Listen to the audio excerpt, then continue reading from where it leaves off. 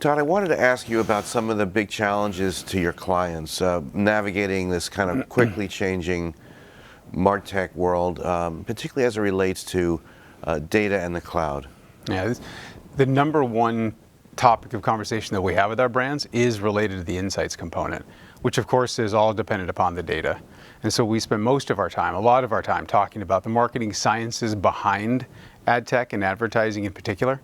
And so the big trend, of course, in the marketplace now is in-housing. And that's been going on, and people have been talking about that for a number of years. But the reality is, not a lot of brands have gone through the full journey. And so we help the brands kind of go through that. And the step number one, period, is getting control of the data and owning that data, and then be able to mine that data, which when you have that conversation, you very quickly pivot over to cloud. And then what exactly are you doing in the cloud in a compliant way to still get those insights and be able to drive back to activating? So what is sort of some of the sort of newer or emerging expectations from your clients? What are they asking for? What are they looking for next? They're looking to understand, with all the privacy concerns that are beginning to really come in, both nationally at the state level and internationally, how is it that I can use my first-party data in a way that's respectful of the client but still allows me to get to the insights?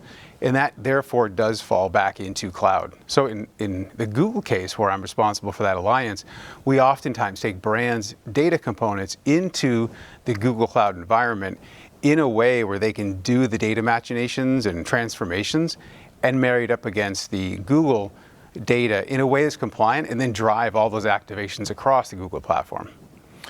I wanted to ask you about the notion of creating identity and deterministic data, identity graphs, understanding individuals, how important that is, how clients are activating, and some advice that you provide. So it's still critically important to understand who your known customers are and to be able to use that in a way compliant to take anonymized data and expand your segments or how you think about the activations in the segments you're going to go after. So it is no less important today than it was before. The trick is underneath that data, making sense of all of that data. You said the word deterministic. There's the other component, which is probabilistic. And so where we have increasing regulations, it's getting smarter about the probabilistic side with the deterministic side as well. So it's basically becoming masters of the data to drive the insights that they need to. And what are sort of some trends that you would look to see developing over the next few years that we should sort of be aware of? Predictive. I think you have deterministic data and outcomes, you have the probabilistic, and you marry that all together and you can start to do use cases beyond just marketing and advertising. So you can look at the data components, the insights, and you can start to look, what's the next best offer? Not just the next best ad, but what's the next best offer? What content are they likely going to view over the course of the next 30 days, 60 days, 90 days? So predictive is the underlying component. And all of the different providers and cloud providers have different models that you can publicly use. Take your own data, use it to train the model, and then get predictive in nature.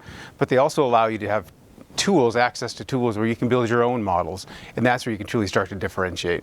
So it's predictive plus the differentiation, which gets back to one of the people components as well, which is the data scientist. Everybody loves data scientists, and the reason is they can really think about how to marry all of that data in a way that's different.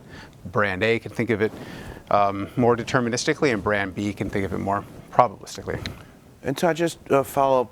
When you talk about predictive, what will that look like, and what sectors or services or companies, or what are sort of the practical applications emerging more specifically, perhaps? This is interesting. So this is going past just marketing itself. So CMOs can use the techniques and the tools and the platforms to think about marketing, activations, the next. What are they more likely to click on? But they also can then start to talk to finance and to the supply chain folks to talk about logistics. So using the marketing data signals, the demand signals across the value of the enterprise, that's where I think increasingly CMOs and marketers will tend to move towards.